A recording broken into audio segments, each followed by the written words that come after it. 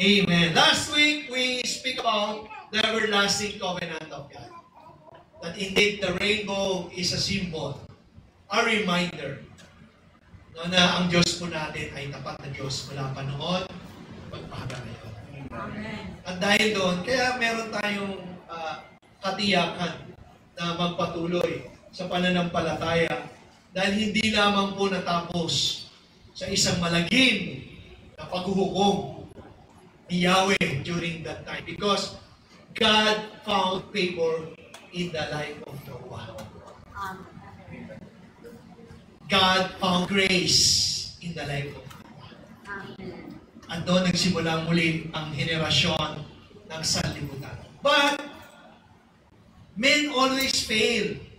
So, diba, lagi tayong nagpe-fail. Pero ang Diyos po natin, hindi nagbabago. Amen. Kung anong sinimulan niya, ito po ang totoong Fernando po. Kaya nang tapusin. Amen. Pero hindi niya lamang sisimulan na may pagbabanta, kundi sisimulan niya ito at pagpapatuloy niya ng may katamakan. Amen. Na may pag-ibig, na mayroong pagtitiis at pagtitsaga. Sabi nga sa salita ng Diyos, ang Diyos natin ay long-suffering, patient. Kasi kahit gaano katigas ang bayang Israel, hindi niya wina-wipe out. Dumadaan sa pagsubok, problema, kamatayan, sakit, but still, God is faithful. Amen. Even in our generation, God will always be faithful. Amen. Amen. Kaya nga yung rainbow, sabi ni Pastor Henry, we will continue to study about those colors. But today, I just want to establish muna yung ano yung meron ka ngayon at kung nasa saan ka ngayong henerasyon. Kasi wala na po tayo henerasyon kung saan yung favor ng Lord ay doon na natapos sa rainbow. Of course, ako para makita natin ang kabutihan ng Diyos. Pero dahil nga, noong panahon na yun, in the Old Testament, even though they have seen the miracles of God, they have ate the manna, no, yung pagkain po ng mga angel, ang manna po from heaven, yung bread from heaven yun, pagkain ng anghel, pero pinakain po sa tao, umulan ng pugo, uminom ng tubig mula sa bato, but still, man is not satisfied. Umagal sila, ano naman to, araw-araw na lang, tinapay. Diba? Ganun tayo din. Minsan, araw-araw ba't ganito.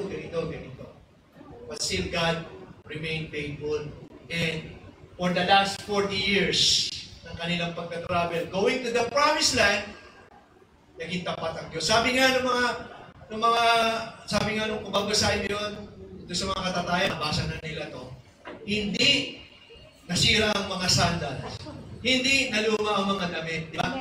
Nung mula sila umalis from slavery going to the promised land. Yung nga lang, 2 tao lang ang nabuhay at saka yung new generation. Kasi maraming hindi naniwala. Namatay sila during the travel. So sa panahon po natin ngayon, kung ano siya sabi ng Lord sa ating simbahan, maniwala kayo. Dahil maraming gagawin ng Panginoon. Noong panahon na, nabibiyak ang lupa. Ngayon, hindi naman gagawin ng Lord na mabiyak ang building na ito. Kasi ihiwalay, di ba? Buti lang, nahihiwalay kayo ng upuan. Paano kung itong sign lang ito, mabiglang bumuka. But praise be to God, naging tapat ang Diyos during that time. May calamity, but the presence of God is with them through the pillars of cloud by day and pillars of cloud by night. But today, we'll be speaking about better covenant. Established on better promises. Amen. So yung t-shirt ko palang suot noon last year will be the beginning of what we will be establishing today until 2026 and beyond. Because we are now doon sa season or stage ng ating pananampalataya na dito ka dapat tumitingin. Dito ka dapat naka-establish dito ka dapat nakatayo. Ito ang pinapaniwalaan mo. Hebrews chapter 8, verse 1. Now, this is the main point of the things we are saying. Ito, yung nagsulat po nito sa Hebrews, they believe, Bible scholar, it is Paul who wrote this book, pero hindi po binigyan. Sabi ng mga Bible scholar. But what we want to establish here ay yung kung anong sinasabi ng salita ng Diyos. Of course, ang pinaka-author po ng mga salita ng Diyos is being guided by the Holy Spirit. Amen? Amen. And it is the Holy Spirit, and it's my prayer that will reveal these things to us this morning. This is my prayer na magkaroon ng apoy sa puso natin ang mga salitang ito na pag-aaralan po natin sa umaga. Sabi po gano'n, we have such a high priest who is seated at the right hand of the throne of the majesty in the heavens. Amen. Amen. Yan po ngayon ang kalagayan ng ating pananampalataya. Ito po ang binabanggit na nagsulat ng Hebrew. Now, this is the main point of the things we are saying. We have such a high priest who is seated at the right hand of the throne of the majesty in heavens. Okay? A minister of the sanctuary and of the true tabernacle which the Lord erected and not man. Okay, let's go. For every high priest is appointed to offer both gifts and sacrifices. Therefore, it is necessary that this one also have something to offer. Verse 4. For if he were on earth, he would not be a priest. Since there are a priest who offer the gifts according to the law, verse 5, who serves the copy and shadow of the heavenly things, as Moses was divinely instructed when he was about to make the tabernacle. For he said, see that you make all things according to the pattern shown you on the mountain. And this is what we will be our topic for this morning. But now, sabi ko sa katabi mo, but now. So when you read this word, but now, it will always speak about our present situation. Amen. Kung sinulat po ito after Christ, but still it is the same book, the same word, the same message that God wants to establish sa ating pong kalagitnaan. Sabi po ng salita ng Diyos, but now, He, and that is Jesus, has obtained a more excellent ministry. When you say excellent, to the highest to. Parang summa cum laude. Parang 1.0 ang grade mo. Amen? Parang sa ibang school, 4.0 ang grade mo. At ang sabi pong ganon, but now Jesus has obtained a more excellent ministry inasmuch as He is also a mediator of a better covenant which was established on better promises. Amen. Ano ba yung sinasabi ng pastor po ito? Diba sabi niyo, ano ba yun? So, babalikan natin yung verse 1 para maintindihan po natin. Kasi I want to establish that this morning, ito po ang sinasabi sa atin ng ating Panginoon. Ito po ang nais ipakita ng Diyos sa ating po kapanahunan. Ang sabi po doon sa verse 1, puntahan natin. Balik tayo sa verse 1 para ma-appreciate mo yung verse 7. This is the main point daw sinasabi nung sumulat. We have such a high priest and that is Jesus. Amen? Hello? Kasi nung panahon po ni Moses, alam po natin ito, after they went out from Egypt, ang high priest po nila nagsisimula kay Aaron. Amen? Kung nabasa niyo yun, ang high priest po ng panahon na yun ay may ginagawa. Siya po yung tagapamagitan sa tao para makalapit sa Diyos. So, kung kasama tayo sa panahon na yun, wala tayong karapatan. No? Manalangin, magtiwala, manampalataya. Why? Kasi hindi ka karapat dapat, hindi ako karapat dapat. Para lamang makalapit ang tao sa Diyos, kailangan ng high priest mediator, tagapamagitan. Amen. At ang tagapamagitan nun, ang tawag sa kanila, high priest. Pero ang high priest na meron daw tayo ay sabi kong ganon, doon sa ginawa ni Jesus sa krus ng Kalbaryo, namatay siya para sa iyo at para sa akin. Ang sabi ko ngayon, ang kalagayan ni Kristo ngayon ay, ano daw? Seated at the right hand of the throne of the Majesty in heaven. Seated at the right hand of the Father. No? Take note of that para maintindihan nyo. Bakit si Kristo tinawag na high priest at ba't si Kristo ngayon ay nakaupo? Yan, katulad ng ginagawa nyo, nakaupo. Ano ang pinakamagandang illustration ba't nakaupo? Ba't ka umupo? Resting. Resting. Praise the Lord. Ikaw right word. And meron pang iba? Gusto yung tagal din, pwede naman. Ayan yun. Di ba? Resting. Ibig sabihin, wala kang ginagawa. Nakikinig. Nagpapahinga. Okay? Para mas daan natin makita. Then, verse 2. A minister of the sanctuary and of through the tabernacle which the Lord erected and not man. Kasi nung panahon po nung ang mga Israelita ay palabas doon sa pagkaalipin papunta sa lupang pangako ng Diyos, tabernacle po tinatawag ng panahon na yun. Nagtatayo sila ng tent, nagtatayo sila ng lugar na kung saan doon sila magsasamba, doon sila mag-aalay. Nakukuha niyo po ba? Nakukuha ko. Na-explain ko. Na kailangan, dahil alam nila na ang Diyos ang nagdala sa kanila sa lugar na yun, pagdadala sila sa lugar na kung saan pinangako ng Panginoon, meron silang dapat gawin during that time. Na ang Diyos nila ay bibigyan nila ng alay o offering. At yan po ang ginagawa ng high priest during that time. Sa pamilya po ni Aaron, sila po yung mga pari na tinatawag. Mga nag-aalay. Ang gagawin nating mga makasalanan, magbibigay kung anong alay ang meron na pwede natin ibigay. Later on, I will explain to you. Verse 3. For every high priest is appointed to offer both gifts and sacrifices. So imagine, ba, na pag-aralan po natin,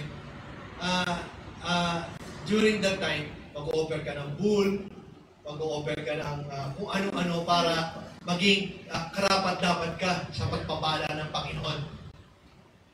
Maging karapat-dapat tayo sa gagawin ng Panginoon na blessing para sa bayang Israel. So, yun po yung katayuan nila yun. No? Babanggitin ko po yung 5 offerings during that time. The burnt offering. Ito po yung susunugin yung alay mo. Mostly mga hayop. Ang ibig ko sabihin ng burnt offering, ito po yung pag-worship mo sa Lord. No? Pag sinunog yun, at totally nasunog, at yung usok, ang sabi po doon, it will be a sweet aroma. Yung aalay mo, hayop. At yung hayop na yun na iaalay mo, hindi po basta-basta hayop. Kailangan walang kapitasan, walang sakit. Kasi yun ang katanggap-tanggap sa Diyos. Para yung worship mo ay katanggap-tanggap sa Diyos. Optional po yun during the time. Ayun. Pero maraming nagbibigay ng burnt offering because they want to worship God. Amen? Amen. Pero ngayon, wala ka naman dalang lechong manok, wala ka naman dalang lechong baka. Tama ba yan? Later on, maintindihan. The second offering is the grain offering. It speaks about devotion and sanctification. Yung grain offering, yung mga fruits na nagtanim sila, di ba? Yung kabuhayan nila during the time, nagtatanim. So kung ano yung first fruit, yung offer nila sa Lord. Kasi alam nila, ang Lord ang nagbigay nun. So there is a grain offering, devotion, and sanctification. Ibig sabihin, you want your life na maging katanggap-tanggap pa rin sa Diyos para i-sanctify ka. Para maging karapat-dapat ka. So this is the second offering, the grain offering. Optional din yun.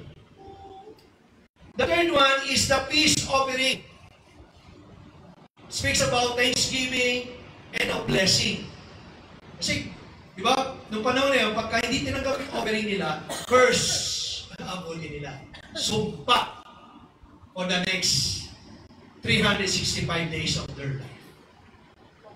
So, kailangan nila ng peace offering. Dahil, kapag alam nila, pagpapalain sila ng Panginoon, kasi burnt offering, pag tinanggap, pagpapalain ng Lord. Ganun po nung panahon na yun, pagpapalain sila. So, may peace offering sila. It speaks about thanksgiving for the blessing. Optional din yun. Pero syempre, dahil pinagpala ka, magbibigay ka ng offering. And then the fourth one, it speaks about the sin offering. The atonement of our sin, of their sin during that time. Ito mandatory. Kasi kung hindi ka magbibigay ng sin offering, hindi ka patatawarin. At kung hindi ka pinatawad ng Diyos, sumpa. Magulo ang buhay mo. So, nung panahon na yun, nagbibigay sila ng sin offering out of pagsunod. Kasi definitely, ay mag-aalay naman ako ng sin offering, pwede uli ako magkasalanan. Kasi yun yung mentalidad. No, I can appease God. Pwede akong patawarin ng Diyos kasi mag-o-offer ako ng sin offering. Tama ba? Nakakuha niyo yung ano ko? And then the fourth one, ito mandatory. Kasi kung di ka magbigay ng sin offering, hindi ka nila patatawarin. And then the last one is the trespass offering. Ito yung mga specific na sin. Kasi yung trespass, kasalanan din. Pero yung sin din yun. Pero yung trespass offering, ibig sabihin ito, yung mga talagang sinadya mong ginawa, yung mga ginawa mong nakapatay ka, nagnakaw ka, o na-break mo yung law ni Moses na binigay ng tao. At ang masakit po nun, when you break one law, you break all the laws. Ganun po kahigpit yung covenant. Kasi yung old covenant speaks about the covenant of God through men. Nakakuha niyo po ako? Amen.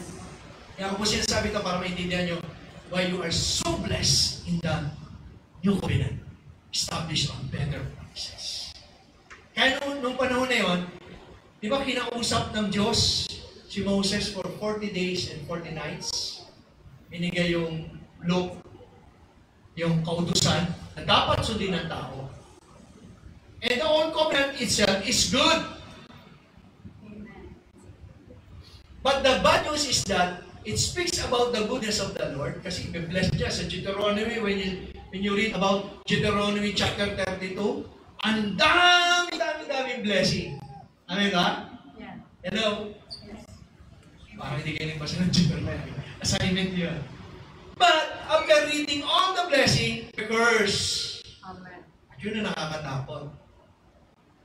Kasi pag hindi mo nasunod yung isa, hindi mo natatanggapin yung maraming blessing ng Panginoon. And imagine this. Kung kami ni Pastor Henry, sa panahon natin ngayon, kami ang high priest, wala kaming ginawa kundi mag-burn offering, mag-grain offering, mag-peace offering, mag-sin offering, mag-trespass offering. Every day, ito po ang ginagawa ng high priest during that time. Yan po yung trabaho ng mga high priests. Offer sila ng mga offering ng lahat ng tao. Baba, dadating yung pamilya ni Mujeres. Alam nyo na malaki ang kasalanan ng mga Mujeres pag nagbigay sila ng bata, ng kalabaw, ng tupa. Sabihin, marami silang kasalanan. So, kita-kita doon yung mga nagagawa ng mga tao. Nakukuha nyo? Amen. But, these things is of the past. Kaya sabi doon, for every high priest is appointed to offer both gifts and sacrifices. Therefore, it is necessary that this one, sino itong this one na to? The big one. Kung meron kong kinatatakutan na big one ngayon, hindi po yung sinasabing big one, kundi the big one, and that is Jesus. Also have something to offer. Ano daw yun? Verse 4.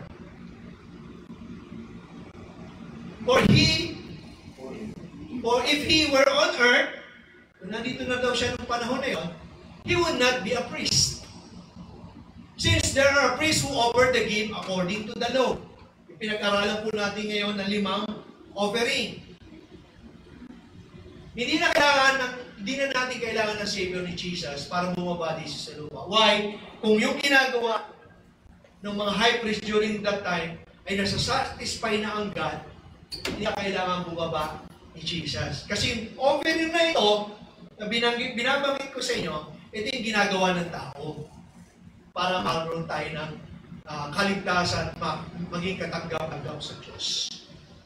Pero dahil nga hindi kaya ng tao na maging faithful, lahat po tayo nagkakasala every day. No, hindi lamang nung panahon na yun, maging sa ating kapanahon.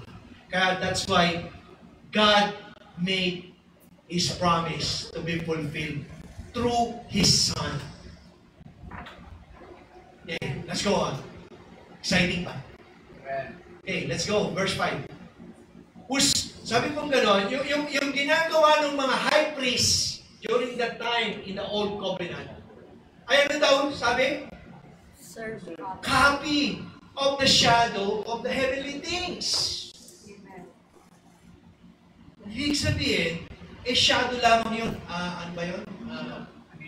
Anino lamang na nagaganap sa nagaganap sa kalangitan. As Moses was divinely instructed when he was about to make the tabernacle. So mapapansin nyo, nung nag-usap ang Panginoon kay Moses, kung nabasa nito in the Old Testament, detalyado po yung mga paggawa ng tabernacle. Ano sukat ng mga statue ng anghel, ano ang nasa loob ng Holy of Holies. Natatandaan niyo yan? Nagbabasa po kayo ng Biblia. O ito yung Holy of Holies. Ang high priest naman makakapunta dito sa loob ng church, kayo nasa labas. Ganun po ang panahon na yun. Kasi hindi ka pwede pumasok. Pagdating ko pa lang dito sa Holy of Holies, sunog ka na. Dahil sa kasalanan. Kaya yung high priest, kailangan niya maligo, kailangan niya magbihis, kailangan yung mga ritual niya ay katanggap-tanggap. Mismo po yung isusuot ng pare, may disenyo. At ano ang pagkakagawa. Kailangan linen clothes. Kailangan hindi pinagpapawisan yung high priest during that time. Pero ngayon, kami mga pastor niyo, hindi na kami nagsusuot ng mga gano'n. Diba? Casual. Because our body now is the temple of God, of our Holy Spirit. Later on, I will share it to you. At ang sabi po doon, copy lamang yun ng nangyayari sa kalangitan. For he said, see that you make all things according to the pattern shown you on the mountain. Alala niyo, nangusap ang Diyos kay Moses, ganito gagawin mo, ganito yung mga kupita, ganito yung mga candlestick, ganito, so on and so forth. Binibigyan ko kayo ng background para ma-appreciate nyo. Sa panahon po natin, inalis lahat ng Panginoon yun. Amen. Then, let's go at verse 6. But now he has gained, ano daw? A more excellent ministry. And who is that he? That is Jesus. Amen. Inasmuch he is also a mediator of a better covenant. Amen. In the Old Testament, the high priest is the mediator. Siya po yung tagapamagitan sa tao. Kaya yung sasabihin ni Eric, high priest Henry Ballesteros, ito po yung offering namin, baka, kalabaw, tupa. So, kakatayin yun. Hindi kakatay sa labas, yung dugo i-sprinkle, tapos yung laman loob, kung ano man yun, yung laman loob para sa mga libito, yung kakainin mga libito. Tapos susunugin lahat, pagkatanggap-tanggap, sabihin, ipe-bless. Kaya nga po, nung panahon ang ginagawa ng mga makasalanan, nililihan sila yung hayop. Yung animal na na-offer na unblemished, na walang kapintasan. Kasi sila na may kapintasan, doon nila ililihan, doon sila magpo-confess ng kanilang kasalanan. Parang ibig sabihin, tinatransfer nila yung kasalanan nila doon sa hayop na iaalay. Tama yun? At susunugin yun. At pagka nasunog yun, pinatawad ka na at i-bless ka na. Every year. Hindi naman sabay-sabay tayo, hindi naman sila sabay-sabay nag-aalay. So every day, the high priest is doing so many things. Kaya in the Old, kung babasahin niyo po yung Old Testament, in the tabernacle, wala pong silya. Why? Every day kasi nagtatrabaho ang high priest during that time. Nag-o-offer sila every day. Di ba kasi di naman lahat yun nag-offer ng burnt offering, grain offering, kasi burnt offering, worship eh. So during the time, yung pamilya mo, Heres, offering na Monday. Pamilya, Silos, offering ng Tuesday. Bibinter, offering ng Wednesday. Kailangan burnt offering eh. Sunod-sunod. Mga Almero, Thursday. Di Guzman, Friday. So on and so forth. So every day may ginagawa ang high priest. Pero this person, in the person of our Lord Jesus Christ, must obtain a more excellent ministry. And ano po sabi doon sa binasa natin? Nasaan daw si Jesus ngayon? Being our mediator? Right hand of the Father. Right hand of the Father. Ano ginagawa? Kaya natin yung verse ulit. Kasi hindi natin nawala. Sa inyo, tandaan nyo eh. Sabi, para makita nyo ito. Now, this is the main point of the things you are saying. We have such a high priest, and that is Jesus, who is seated. Saan daw? At the right hand of the throne of the majesty in heaven. Seated at the right hand of the Father. Which means, mga kapatid, it is a very glorious moment for you to see and to understand. Nung si Kristo po ay pumarito sa lupa, kailangan ng tagapamagitan. Pero dahil nga yung kontrata, yung covenant in the Old Testament between God and man, ang naglagi nagbe-break tayo, tao. Nagkakasala. Kasi nga may law, may susundin ka. Kaya hindi mo nasunod, na-break mo yung covenant. Hindi ka pagpapalain. Kaya kailangan mo mag-alay, magbigay, para patawarin ka ng iyong mga pagkakamali. Amen? Amen. Amen. Susunugin yon.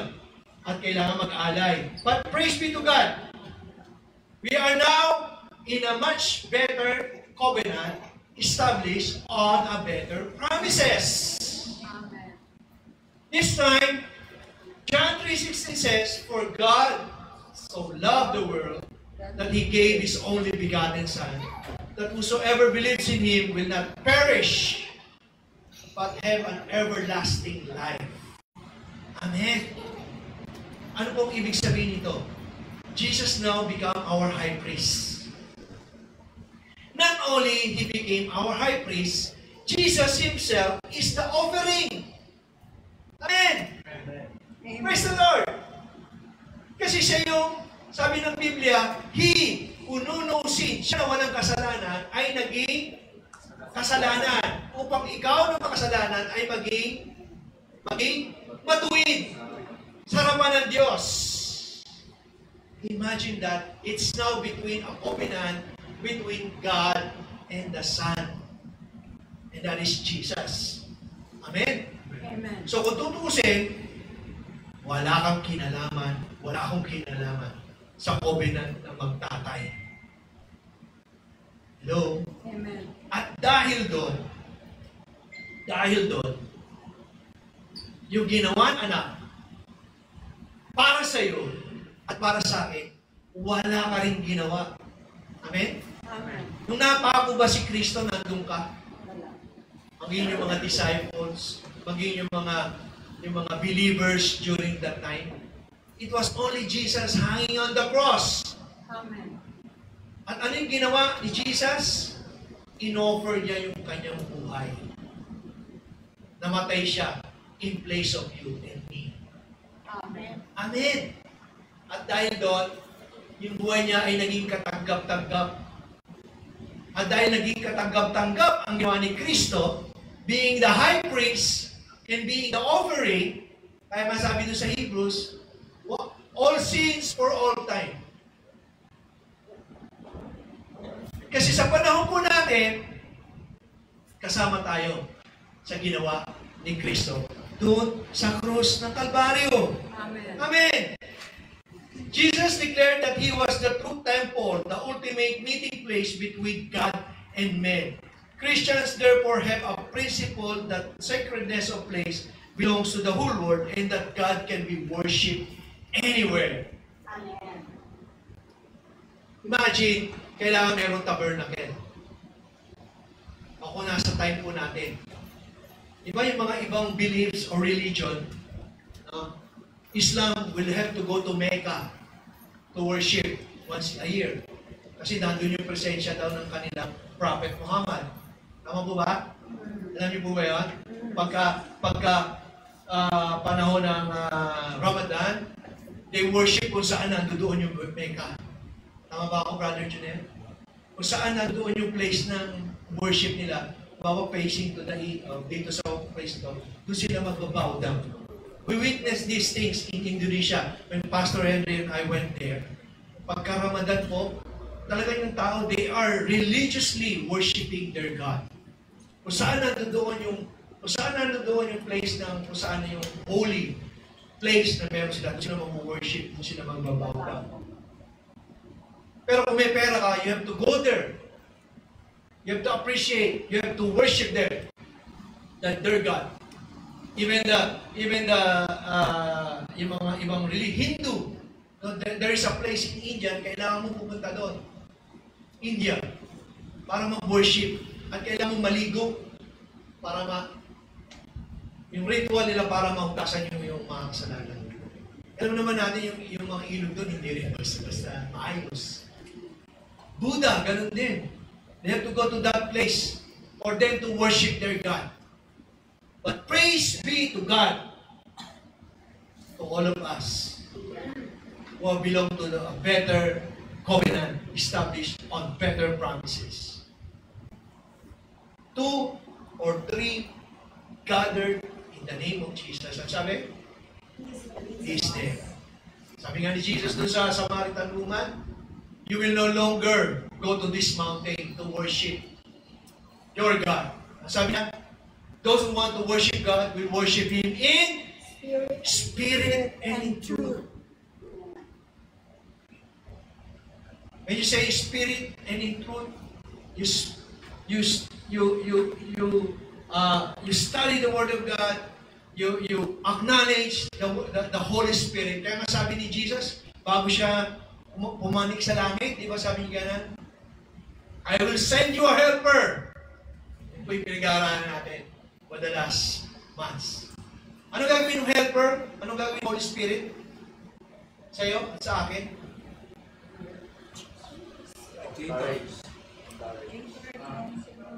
To teach, to encourage, stand by, ano ba?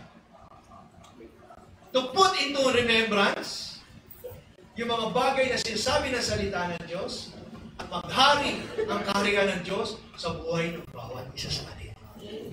Amen. Kaya nga today, we are celebrating ang goodness ng Lord sa buhay ng bawat isa. Kaya nga, the new covenant is much better than the old covenant. Of course, basahin po natin verse 7. Can we go there?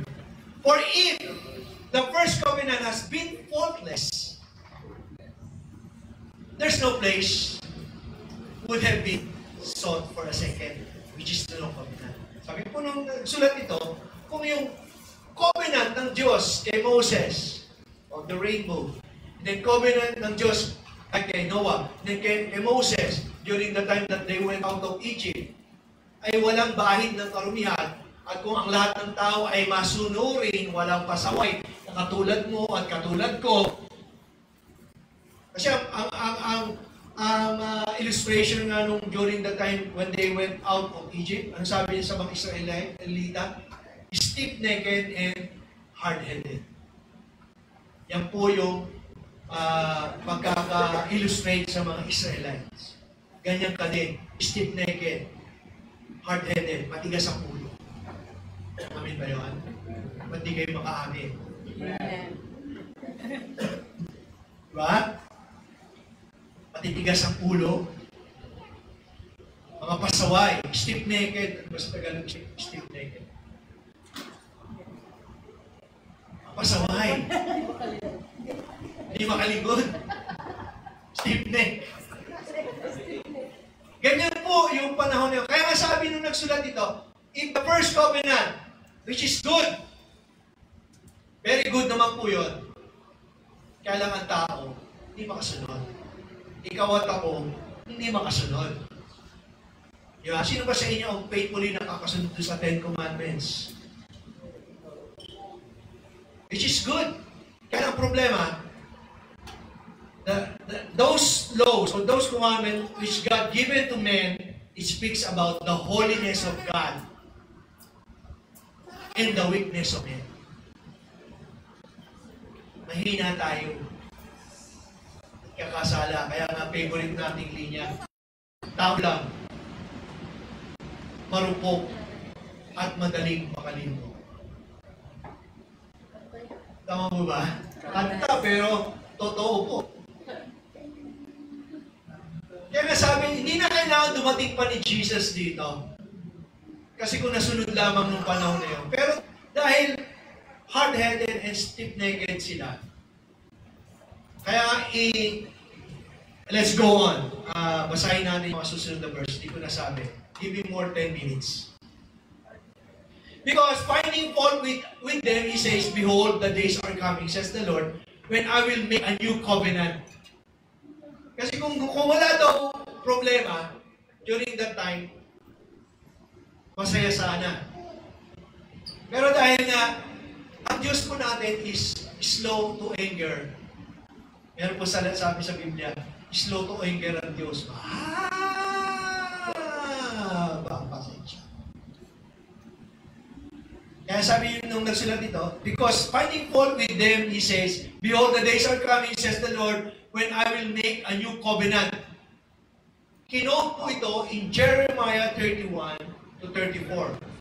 Jeremiah 31, verse 31 to 34. Baka sinasabi nyo, di totoo. Puntaan po natin yun. Jeremiah 31. Sabi po lang sa Tagalog, sinabi ni Yahweh, darating ang panahon. Gagawa ako ng bagong tipan sa Israel at sa Judah. Let's go. The 34. Ito hindi tulad ng kasunduang ginawa ko sa kanilang mga ninuno nang ilabas ko sila sa Ehipto. Bagamat para akong isang asawa sa kanila, sinira nila ang kasunduang ito. Imagine that. God being their spouse. Pero parang tayo, no, mga sa may buhay asawa, minsan pagka ayaw natin sa asawa natin, nagalit tayo, nagtampo tayo, nasira na, di ba? Hello? Amen. So, sabi ni Jesus, ito, hindi ako ganon. Kaya sabi niya, ganito ang gagawin kong kasunduan sa bayan ng Israel pagdating ng panahon. Dito po, nagkaroon ng awitin si Aisa Sigera. Pagdating ng panahon, ikaw at ako, di ba? Ikaw at ako, doon po na-inspire yun. Alam niyo po ba? Natatawa kayo, pero totoo po. Darating ang panahon, sabi ng Panginoon, Yahweh, galit na galit po siya eh. During the time of Jeremiah, kung titignan nyo, is the weeping prophet. Amen. Tawag sa kanya weeping kasi nalulungkot siya sa kalagayan ng bayang Israel. And yet, God speaks to them through Jeremiah. Amen. And kung maganda na nga ginagawa ng tao during that time, hindi na kailangan ng better covenant instead of this form of better covenant. Kaya sabi niya gano'n, ganito ang gagawin kong kasunduan sa bayan ng Israel pagdating ng panahon. Itatanim ko sa kanilang kalooban aking kautusan. So the old covenant is still good. Amen. But this time, it will be part of your life. Amen. It will be part of my life. Amen.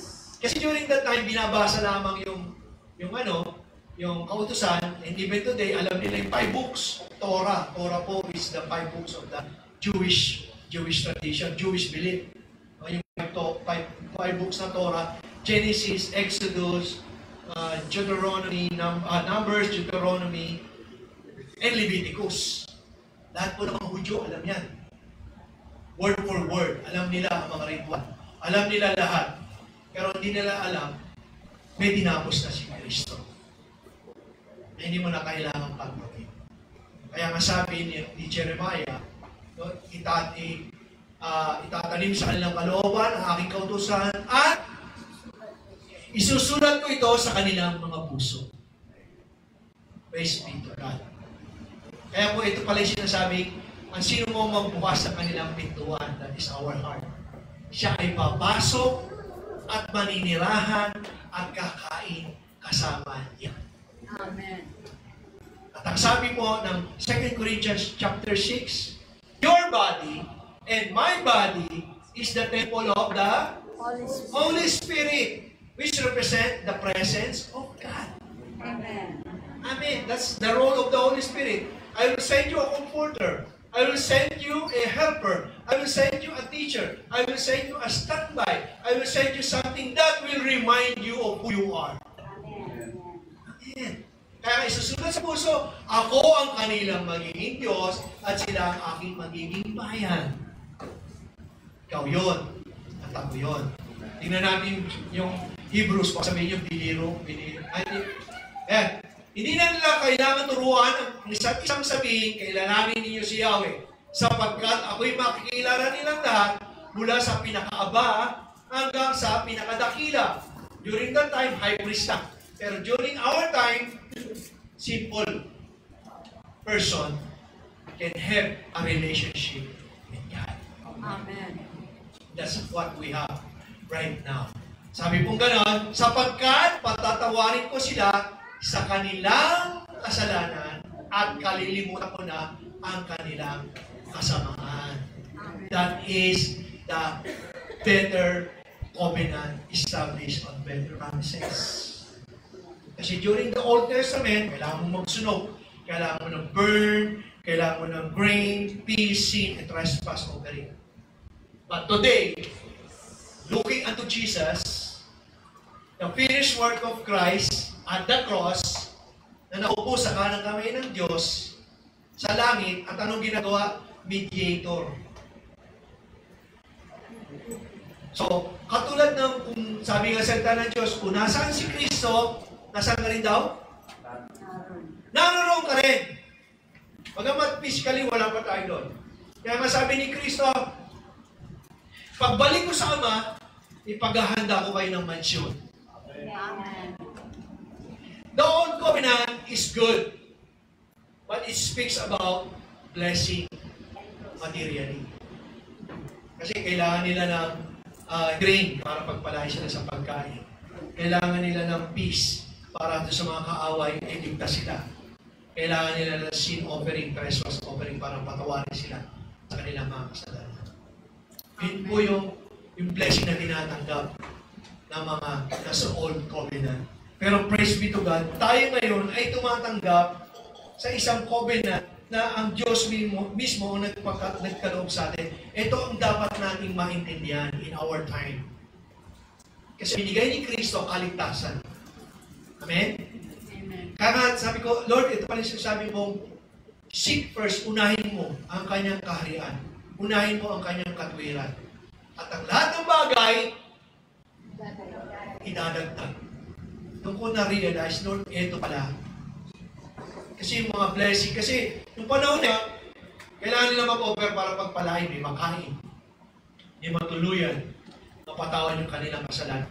Pero ang sabi po ng Ephesians chapter 1 verse 3, this is, ito po yung verse na mag-end of time here. Blessed be the God, the Father of our Lord Jesus Christ, who has blessed us. Past tense. Past tense po pag binasa niyo ito, naganap na. Amen? Hindi naman sabi, who will bless you.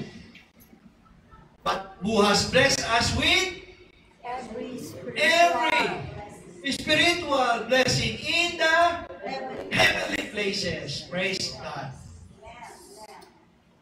Yan ang dapat na lagi mo pagpapasalamat sa Panginoon. Amen. Amen. Amen.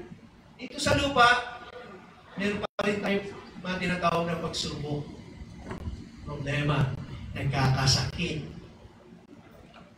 Part po yan ng blessing ng Lord na kailangan mo ng healing, come to God.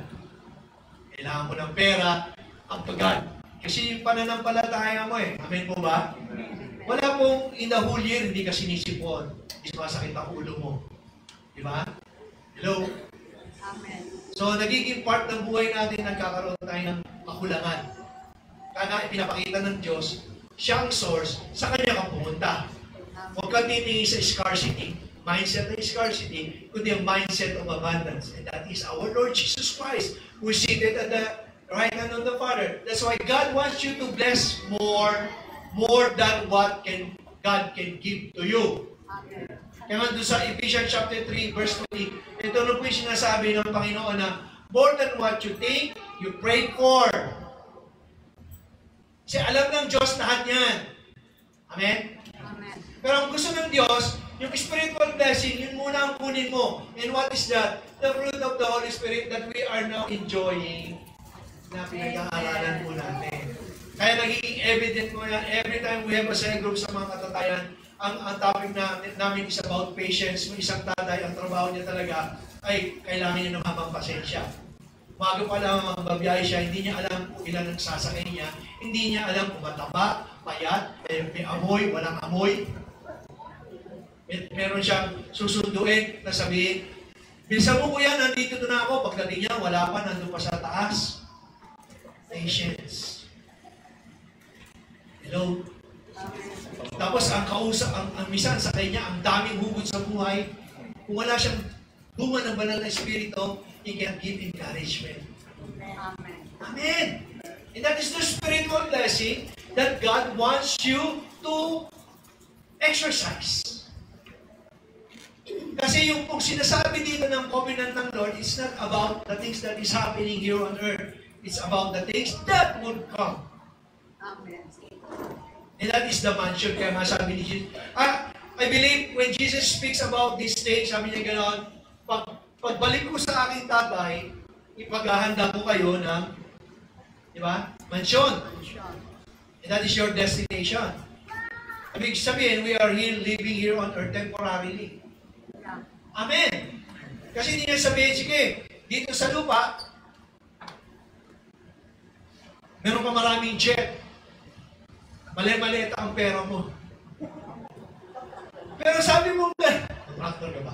Pero di ba, sabi mo doon, do not store moths, yung mga nabubulok, mga may katapusan. Dahil ang mga bagay na ito ay dito sa lupa. Kaya nga, when you die, you cannot bring your money. You cannot bring your pride. You cannot bring your wealth. You cannot bring anything. Dahil sama mo sa hukay, marami mong sapatos o damit na nakaw niya pag nakita ng supporteraya ng mga because you cannot bring it to heaven. Even your money, even your mali-malitang money. Why? Because when you go to heaven, when you enter your mansion, ang daan daw doon, ano daw, made of gold. So your peso, your dollar, your pounds have no value. Amen. Kaya masabi ng Lord, blessed be the God, the Father of our Lord Jesus Christ, who has blessed us with every spiritual blessing in the heavenly places. So this morning, sabi pong ganon, He has obtained an excellent ministry. And that is Jesus. Ano daw? Being the mediator of a better covenant established on better promises. Kaya huwag po nating hayaan na tayo'y malinlang na ang nais ng Panginoon sa buhay mo at sa buhay ko ay maging kapahayagan ng kabutihan Diyos sa buhay ng bawat isa. Amen. Let's all rise up. Wala po ako masyadong kwento ngayon kasi ito po ang gusto ng Panginoon. Makita natin yung magandang covenant ng Diyos sa ating kapwa. And then, on the next Sundays, we will speak about those colors. Kasi may mga simbolo po yan . Maganda po yung mga bagay na mapag-aralan natin about the Old Covenant so that we will appreciate more yung ministry po ni Jesus in our time. Maganda po yung ministry during the time. Kaya lang ang tao, mahina. Mainipin. Matigas ang ulo. Pasaway. And even in our time, these things also happen. Most of us fail. But thanks be to God, who always love you and me. Who always reminding us that He is the great mediator who has obtained an excellent ministry. Amen. Established on better covenant because of that better promises. Amen. Lord, sa umaga pong ito, maraming pong salamat. Ang anak pong si Jesus ay nagpapaalala sa amin ng kanyang kabutihan na ginawa upang muli naming makita, malaman at matutunan, maunawaan ang ginawa mo dito sa lupa para sa amin. Na sa amin pong kapanahunan, maging sa panahon ito, Lord, 2025. The same God was blessed us on every spiritual blessing in the heavenly places. Thank you, dear Lord. This is the greatest blessing that we receive from you, and that is your Son, Jesus. Kaya tulad ng aming inawit kanina, Panginoon, we speak Jesus in the mountains. We speak Jesus in our family. We speak Jesus in our ministry, in our church, in our workplace. We speak Jesus even in the darkest room of our life, Lord God. We speak Jesus even in our finances, Lord. We speak Jesus even in our sicknesses, oh God. Let there be healing right now in the name of Jesus. Sa mga may ubo, may sakit, may karamdaman, Lord, we believe in your word. We believe on the finished work of Christ at the cross. Amen. Reminding us of a better covenant established on better promises. Being you, Jesus, our great mediator, seated at the right hand of the Father. Salamat po, Panginoon. Patuloy ka namin dinadakila sa araw po ito. Patuloy namin sinasabi, Lord, thank you for that wonderful gift of life Amen. through your Son, Jesus Christ. Bless each and every one of us, O God. Yes. May the Lord bless you and keep you. May the Lord face shine upon you and be gracious to you. May the Lord turn His face towards you and give you shalom, the peace. Maraming pong salamat. In Jesus' name we pray. Amen.